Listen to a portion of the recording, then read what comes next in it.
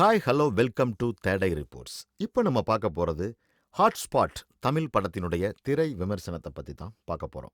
இந்த திரைப்படம் மார்ச் 29 அன்னைக்கு தியேட்டரில் ரிலீஸ் ஆக போகுதுங்க. இந்த திரைப்படத்தை டைரக்ட் பண்ணியிருக்கிறது விக்னேஷ் கார்த்திக். வாங்க இப்போ படம் எப்படி இருக்குன்னு பார்க்கலாம். இந்த படத்தில் யாரெல்லாம் நடிச்சிருக்கிறாங்க அப்படின்னு பார்த்தோம்னா அம்மு அபிராமி அண்ட் ஜனனி ஐயர், சாண்டி மாஸ்டர் மற்றும் கலையரசன் இவங்க எல்லாமே முக்கியமான கதாபாத்திரத்தில் நடிச்சிருக்கிறாங்க. அம்மு அபிராமி தீப்தியா நடிச்சிருக்கிறாங்க. ஜனனி ஐயர் அனிதாவா நடிச்சிருக்கிறாங்க. அண்ட் சாண்டி மாஸ்டர் சித்தார்த்தா நடிச்சிருக்கிறாங்க. கலையரசன் ஏழுமலை அப்படின்ற ஒரு கேரக்டர்ல ஆக்ட் பண்ணியிருக்கிறாங்க. கௌரி கிருஷ்ணன் தனன்யாவா நடிச்சிருக்கிறாங்க. அண்ட் ஆதித்யா பாஸ்கர் விஜய் அப்படின்ற ஒரு கேரக்டர்ல நடிச்சிருக்கிறாங்க. இவங்க எல்லாருமே இந்த படத்துல அவங்களுக்குன்னு ஒதுக்கப்பட்ட கதாபாத்திரத்துல மிகவும் சிறப்பான தன்னுடைய நடிப்பை வெளிப்படுத்தி இருக்கிறாங்க அப்படின்னு தான் நம்ம சொல்லணும். இந்த படத்தினுடைய டைரக்டர் விக்னேஷ் கார்த்திக் இந்த திரைப்படத்தை மொத்தம் 4 பகுதியா காமிக்கிறாருன்னு சொல்லலாம். மொத்தத்துல என்ன சொல்ல வர்றாரு அப்படின்னு பார்த்தோம்னா, இந்த சொசைட்டில அவங்கவங்களுடைய இன்ட்ரெஸ்ட்டுக்கு தகுந்த மாதிரி தான் மேரேஜை பண்ணிக்கிறாரு அப்படின்றத நம்புற மாதிரி தான் இந்த திரைப்படத்தை அவர் இயக்கியிருக்காருன்னு சொல்லலாம். இந்த 4 ஸ்டோரியுமே என்னெல்லாம் சொல்ல வராங்க அப்படின்றத பற்றி இப்போ நம்ம கொஞ்சம் விரிவாக பார்க்கலாம். முதல் ஸ்டோரியோட டைட்டில் பார்த்தோம்னா ஹாப்பி மேரிட் லைஃப். இதுதான் இந்த முதல் ஸ்டோரியோட டைட்டிலாக அமைஞ்சிருக்கு. இந்த ஸ்டோரி தனன்யா மற்றும் விஜயை சுற்றி தான் நடக்குது. 2 பேருமே ரிலேஷன்ஷிப்பில் இருக்கிறாங்க. அண்ட் விஜய் கண்டிப்பாக தனன்யாவை கல்யாணம் பண்ணிக்கணும் அப்படின்னு ரொம்ப ஒரு அடமண்டா, ரொம்ப ஒரு ப்ரிசிஸ்டண்ட்டாக இருக்கான். பட் அந்த பொண்ணு கொஞ்சம் நர்வஸாக ஃபீல் பண்ணுறாருங்க. இதில் 2 பேருக்குமே ரொம்ப ஹாட்டடாக கான்வர்சேஷன் நடக்குது.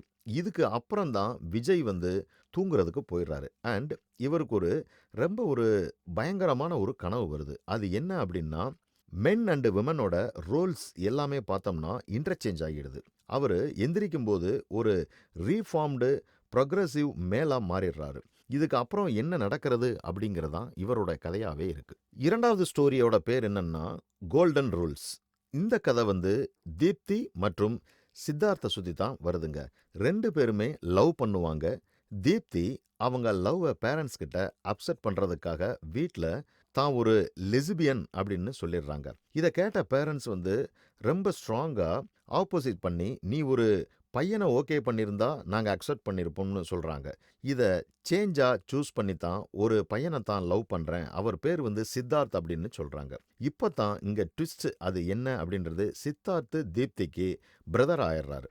ஸோ இந்த 2வது கதையில் இது ஒரு ட்விஸ்ட்டாக வச்சிருக்கிறாரு இயக்குனர். 3வது ஸ்டோரியோட டைட்டில் பார்த்தீங்கன்னா, இதனுடைய டைட்டிலே கொஞ்சம் வித்தியாசமாக இருக்குங்க. டைட்டிலுக்கு பேர் தக்காளி சட்னி. இந்த கதை அனிதா மற்றும் வெற்றியை சுற்றி தான் நகருது. 2 பேருமே லவ் பண்ணுறாங்க. வெற்றி ஐடி ஆஃபீஸில் ஒர்க் பண்ணுறாங்க. அண்ட் விமனை லஸ்ட் ஃபீலிங்காக பார்க்குறாருங்க. அனிதா ஒரு சின்சியர் மற்றும் லாயலான ஜேர்னலிஸ்டாக இருக்கார். ஆனால் ஒரு நாள் என்ன ஆகுது அப்படின்னா, வெற்றி அவருடைய ஆஃபீஸில் ரெஸ்ட் ரூமில் மாஸ்டர்பேட் பண்ணுறாரு. ஸோ அந்த ரெஸ்ட் ரூமில் ஆக்சிடெண்ட்டில் இன்ஸ்டால் பண்ணக்கூடிய கேமராவில் அது ரெக்கார்ட் ஆயிடுது. இதை ஒரு ஆள் என்ன பண்ணுறான் அப்படின்னா, அந்த கேமராவை ஒழுங்காக ஒர்க் பண்ண வச்சு அதில் சேவ் ஆன இந்த வீடியோவை ஆஃபீஸில் இருக்கிற எல்லா ஒர்க்கர்ஸுக்குமே சென்ட் பண்ணுறாருங்க. இதனால் ஹெச்ஆர் ஆஃபீஸர் இவரே டைரெக்டாக கூப்பிட்டு எக்ஸ்பிளனேஷன் எதுவுமே கேட்காம வேலையை விட்டு போன்னு சொல்லிடுறாங்க. இதனால் என்ன ஆயிடுது அப்படின்னு பார்த்தீங்கன்னா, வெற்றி ரொம்ப மனமுடைஞ்சு போயிடுறாருங்க. வேலையை விட்டும் அவங்க வெளியேற்றிடுறாங்க. ஹெச்ஆர் எந்த ஒரு எக்ஸ்பிளனேஷனுமே கேட்காம வேலையை விட்டு போக சொன்னனால, வேலை போனதுக்கப்புறம் ஃபினான்ஷியல் ப்ரெஷர்னால ஒரு பிம்ப் மூலமாக ப்ராஸ்டியூட்டாக மாறிடுறாருங்க. இது ஸ்லோவாக அனிதாவுக்கு தெரிய வருது. அனிதா தெரிஞ்ச உடனே வெற்றி அதுக்கு ஒரு சூப்பரான எக்ஸ்பிளனேஷன் கொடுக்குறாரு. என்ன கொடுக்குறாருன்னு பார்த்தோம்னா, லவ்ங்கிறது வேற, லஸ்ட்டுங்கிறது வேற அப்படின்னு சிம்பிளாக சொல்லி புரிய வைக்கிற மாதிரி ஒரு லெசனை சொல்லி கொடுக்கணும் அப்படின்னு டிசைட் பண்ணுறாங்க. 4வது ஸ்டோரியோட டைட்டில் என்னன்னு பார்த்தோம்னா ஃபேம் கேம். இது ஏழுமலை அண்டு லக்ஷ்மியை சுற்றி தான் நடக்குதுங்க. இந்த ஒரு ஸ்டோரியில் ரொம்ப ஒரு எக்ஸாகரேட் பண்ணி எடுக்காமல் ரொம்ப சிம்பிளாக சொல்லியிருக்கிறாங்க. என்ன சொல்லியிருக்கிறாங்கன்னா, 2 பேருமே அவங்களுடைய ஃபென்டாஸ்டிக் பெர்ஃபார்மன்ஸ் மூலமா ஒரு ஸ்ட்ராங் மெசேஜை சொசைட்டிக்கு சொல்லியிருக்கிறாங்க அப்படின்னு தான் நம்ம சொல்லணும். நம்ம எப்பவுமே இன்னொரு சைடு கேட்கறது வரைக்கும் ஃபர்ஸ்ட் சைடு வந்து உண்மையா இருக்கும் அப்படின்னு சொல்லுவாங்க. இந்த படத்துல அந்த மாதிரி எந்த சைடுமே கிடையாதுங்க. வெறும் விமனோட சைடு மட்டும் தான் காமிச்சிருக்கிறாங்க. இந்த படத்தினுடைய டைரக்டர் விக்னேஷ் கார்த்திக் அவ்வளவு ஸ்ட்ராங்கா ஸ்டோரி எடுத்திருக்கிறாரு. அண்ட் அந்த இன்னொரு சைடு அப்படியே மிஸ் ஆயிருச்சுன்னு தான் சொல்லணும். மொத்தம் 3 ஸ்டோரியுமே பொண்ணுங்கள ஒரு விக்டிமா தான் காமிச்சிருக்கிறாங்க. அண்ட் மென்ன வந்து ஜஸ்ட் ஒரு accomplice or helpless separators at the best, இல்லைன்னா வில்லன்ஸ் அட் வர்ஸ்ட் தான் காமிச்சிருக்கிறாங்க. இந்த 2 டைப்ஸை தவிர்த்து 3வதா ஒரு கேட்டகரியா காமிச்சிருக்கிறாங்க. அதுதான் ஒரு டாக்ஸிக் மேல் ரீஃபார்ம் ஆகுது.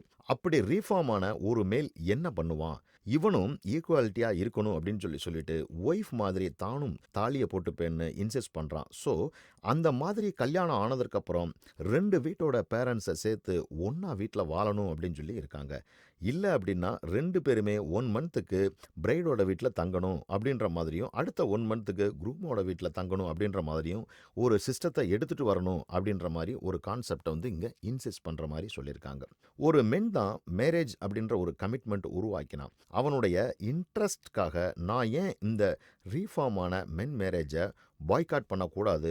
அப்புறம் 2வது ஸ்டோரி அப்படியே இன்சென்ட்டுக்கு போன சப்போர்ட் பண்ணுற மாதிரி போகுதுங்க. 3வது ஸ்டோரி பார்த்தீங்கன்னா ஒரு மிஸ் ஆண்ட்ரியா ஆஃபர் பண்ணுற மாதிரி இருக்குங்க. ஏன்னா இந்த படத்தில் வெற்றியை பெய்ட் செக்ஸ் ஒர்க்கரா காமிச்சிருக்கிறாங்க. அண்ட் இதில் ரொம்ப சந்தோஷமா இருக்கிற மாதிரி தான் இருக்கு. ஆனால் அதில் இருக்கக்கூடிய இன்னொரு டார்க் சைடை இவங்க காமிக்காம விட்டாங்கன்னு தான் நம்ம சொல்லணும்.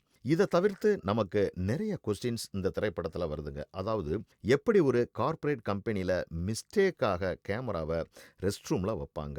இந்த சீன்ஸ் முதல் கிரெடிட்டபிலிட்டியே இல்லாமல் இருக்கிற மாதிரி இருந்தாலும் படத்தோட ஒத்து போகிறனால அது ஒரு பெரிய தப்பாகவே வந்து நமக்கு தோணலை அப்படின்னு தான் சொல்லணும்.